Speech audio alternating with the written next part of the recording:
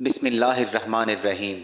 अस्सलाम वालेकुम नाजरीन, आपने अफ़्रीका के जंगलों में आबाद दुनिया से लाताल्लुक़ कुछ ऐसे कबीलों के बारे में तो ज़रूर सुना होगा जो अक्सर नंगे रहते हैं, लेकिन कभी कभार वो लोग अपना जिस्म दरख्तों के पत्तों से ढांप भी लेते हैं। मगर भारत में कुछ लोग ऐसे भी रहते हैं जो नंगा रहने को सवाब समझते हैं।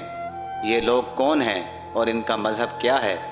आज की वीडियो में यही हमारा मौजू होगा और मज़ीद हम ये भी जानेंगे कि इनके मज़हब की इब्तदा कब हुई और ये किस भगवान को पूजते हैं। नाज़रीन, इनके मज़हब का नाम जैन मत या जैनिज़्म है, जो बर्रे सग़ीर पाक व हिंद के मज़हब में से एक मज़हब है जिसका शुमार दुनिया के कदीम तरीन मज़ाहिब में किया जाता है। हिंदुस्तान में एक तवील अरसे तक जैन मत हिंदुस्तानी रियासतों और ममलिकतों का सरकारी मज़हब रहा है, लेकिन 8वीं सदी ईस्वी से मुख्तलिफ़ वजूहात की बिना पर जैन मत की शोहरत और इशाअत में कमी आने लगी। मौजूदा सूरत हाल की बात की जाए तो जैन मत के पैरोकार भारत में 2.4 मिलियन हैं, जबकि दुनिया के दीगर ममालिक यानी Belgium, Canada, Hong Kong, Japan, Singapore और रियासत हाय मुत्तहिदा अमरीका में भी ये लोग मुख्तसर तादाद में मौजूद हैं। अलबत्ता आलमी सतह पर जैन मत के पैरोकारों की तादाद 6.1 मिलियन है। इस मज़हब का बानी महावीर था, जो भारत के सूबे बिहार के शहर पटना के करीब एक गांव वैशाली में पैदा हुआ। ये 540 कबल मसीह का ज़माना था और इस वक्त महावीर किश्तरी ज़ात से ताल्लुक़ रखता था और वो हिंदू धर्म की एक शाख से ताल्लुक़ रखता था जिसे पार्श्वनाथ भी कहा जाता था। वाज़े रहे कि पार्श्वनाथ हिंदू रियाज़त करने पर बहुत ज़ोर देते हैं और तर्क दुनिया को बेहतरीन काम ख्याल करते हैं। इस ख़ानदानी पस मंज़र के साथ महावीर एक ऐशो आराम की ज़िंदगी गुजार रहा था कि 30 बरस की उम्र में इसने दुनिया को तर्क करने का फ़ैसला कर लिया। इस फ़ैसले की इसके सिवा कोई वजह समझ नहीं आती कि इसके आबा व अजदाद में से भी बाज़ ने ऐसा ही किया था, इसलिए वो ख़ुद भी ऐसा करना चाहता था। इस फ़ैसले के बाद महावीर ने अपने सर के बाल नोच डाले, लिबास उतार फेंका और एक धोती पहनकर जंगल की राह ले ली। 12 बरस तक वो तपस्या यानी रियाज़त करता रहा और मुसलसल सफ़र में रहा, बल्कि यहाँ तक भी कहा जाता है कि इसके जिस्म पर धोती 1 बरस ही रही। इसके बाद वो नंग धड़ंग ही रहने लगा। रियाज़त के दौरान वो किसी किस्म की गंदगी को अपने जिस्म से जुदा न करता, चुनाचे इसके सर में जुएँ पड़ गईं, लेकिन वो इन जुओं को भी जिस्म से साफ़ ना करता, बल्कि इनसे होने वाली तकलीफ़ को भी बर्दाश्त करता रहा ताकि इसके अंदर ज़्यादा से ज़्यादा क़ुव्वत बर्दाश्त पैदा हो। लोग इसके गंदे जिस्म, नंग धड़ंग बदन और गलीज़ हुलिया को देखकर इस पर आवाज़ें कसते, गालियाँ देते और पत्थर भी मारते, लेकिन वो अपनी अनदेखी दुनिया में मस्त रहता और इस सूरत हाल को भी अपनी रूहानी तरक्की के लिए इस्तेमाल करता। जबकि जैन मत के उलमा महावीर की ज़िंदगी के इस दौर को हिंसा यानी अदम तशद्दुद के फ़रोग़ का बाइस करार देते हैं। रियाज़त के 13वें बरस इसने दावा किया कि मुझे केवल ज्ञान हासिल हो गया है। याद रहे कि केवल ज्ञान का करीबन वही मफ़हूम है जो मुसलमानों में राय तसव्वुफ़ में इरफ़ान हदियत का है, यानी महावीर ने इस बात को सबसे बड़ी हकीकत करार दिया कि खुदा कोई देवता नहीं जो महज बहुत सारे खुदाओं का सरदार हो, बल्कि इसकी अलहदा से एक मुतय्यन ज़ात है जो सबसे बड़ी और आला है।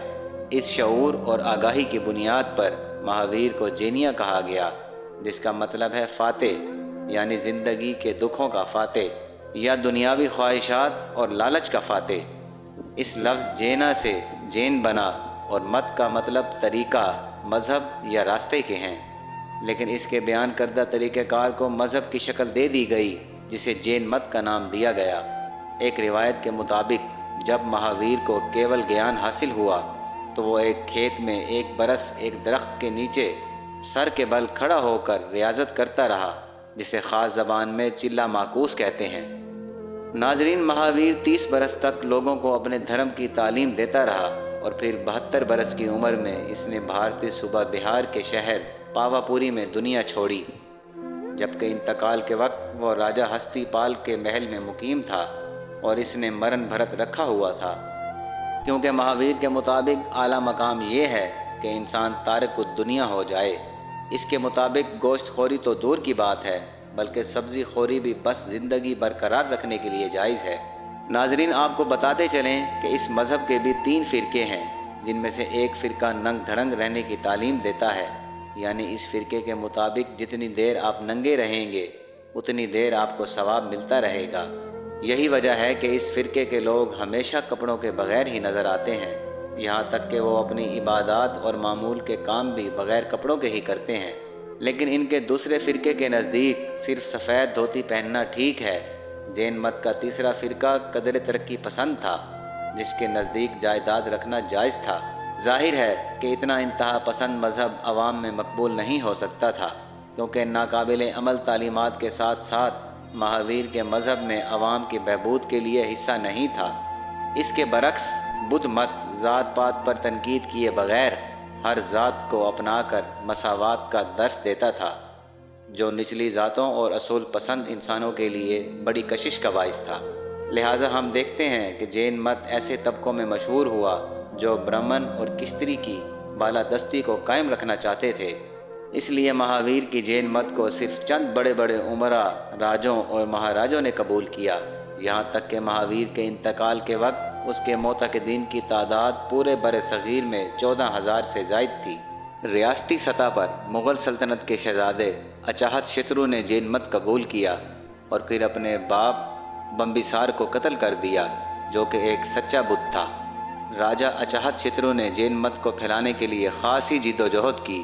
راجہ اشوک کے بعد راجہ کھرویل، راجہ اشوک کے پوتے سمپرتی، راجہ اندر چہارم اور راجہ گادرش نے بھی جین مت اختیار کیا اور اس کے فروغ کے لیے بہت کام کیا، اور ان میں سے 2 راجوں نے جین روایات کے مطابق ریاست میں اپنی جان بھی قربان کر دی۔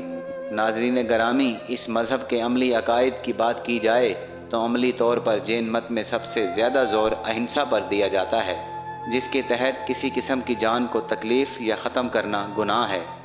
جین مت میں مرن بھرت کو بہت اہمیت حاصل ہے، یعنی اپنے آپ کو بھوک پیاس سے مار دینا بڑی نیکی اور اعلیٰ مقام سمجھا جاتا ہے۔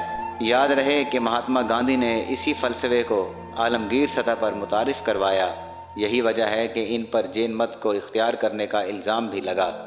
اسی طرح جین مت خدا کی ہستی کو تسلیم نہیں کرتا، لہٰذا ان کا کہنا ہے جو بڑا ہے وہی انسان کی روح میں پائی جانے والی طاقت خدا ہے، اور دنیا میں ہر چیز جادوانی ہے۔ ان کے مطابق روحیں جسم بدل بدل کر آتی ہیں، مگر اپنی الگ ہستی کا احساس باقی رہتا ہے، جبکہ نروان یعنی روح کے مادے اور جسم سے رہائی نویں جنم کے بعد ممکن ہو سکتی ہے۔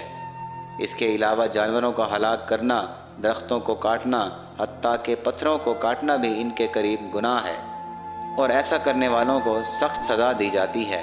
ان کے مقدس مقامات میں سماتا کا پہاڑ جہاں مہاویر کا انتقال ہوا تھا، کوہ آبور راجستھان، شراون بیلا گولا اور گومتی شور کرناٹک مجسمہ ہیں۔ جین مت سے تعلق رکھنے والے سادھو اپنے ہاتھوں میں کمنڈلی اور ایک ٹوکری رکھتے ہیں اور کھڑے ہو کر بھیک وصول کرتے ہیں۔ دن میں 1 دفعہ کھانا کھاتے ہیں، وہ بھی سورج غروب ہونے سے قبل۔ اگر بھیک نہ ملے تو بھوکے ہی سو جاتے ہیں، اور اگر کھانے میں کوئی بال یا کیڑا مکوڑا نظر آ جائے تب بھی کھانا نہیں کھاتے اور اگلے دن تک بھوکے رہتے ہیں۔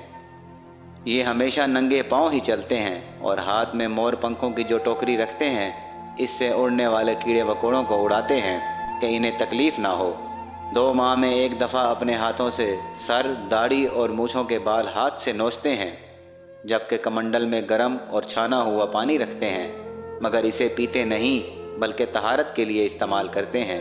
یہ سادھو اپنی ناک پر بھی ایک کپڑا باندھتے ہیں تاکہ کوئی چھوٹا کیڑا سانس کے ذریعے ناک میں جانے کے بعد مارا نہ جائے۔ ناظرین، یاد رہے کہ جینیوں کی ایک معقول آبادی تقسیم سے قبل پاکستان کے مختلف علاقوں میں آباد تھی، مگر اس کے بعد وہ آہستہ آہستہ یہاں سے ہجرت کر گئے۔ اس کے باوجود یہاں کے مختلف علاقوں میں ان کے خوبصورت مندر اب بھی ان کی یاد دلاتے ہیں، جن میں سے کچھ مندر سندھ کے علاقے تھر کے مرکزی شہر مٹھی اور اس کے آس پاس پائے جاتے ہیں، جو کہ تعداد میں 7 ہیں۔ اس کے علاوہ لاہور، ملتان، گجرانوالہ اور پاکستان کے دوسرے شہروں میں بھی جین مندروں کی اچھی خاصی تعداد موجود ہے۔ ناظرین، یہ تھی ہماری آج کی ویڈیو۔ امید کرتے ہیں کہ ہماری ویڈیو آپ کو پسند آئی ہوگی۔